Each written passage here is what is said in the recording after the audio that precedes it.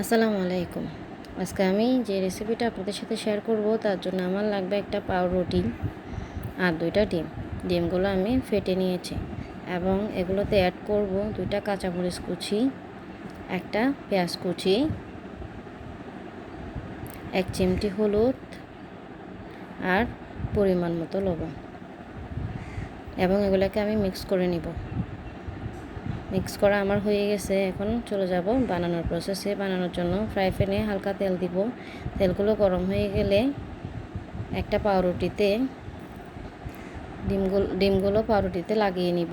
লাগানো হয়ে গেলে আমার সরাসরি ফ্রাই প্যানে দিয়ে দিব। এটা বানাতে অনেক কম সময় লাগে।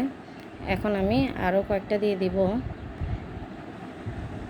একটু চেপে চেপে দিব যাতে ভালো করে হয়ে যায়। এই নাস্তাটা বানাতে অনেক কম সময় লাগে, অনেক তাড়াতাড়ি হয়ে যায়, খেতেও কিন্তু অনেক মজা। আপনারা সবাই চেষ্টা করে দেখবেন, আমাকে জানাবেন। থ্যাংক ইউ, এবং আমার পেজকে লাইক অ্যান্ড ফলো দিয়ে সাথে থাকবেন।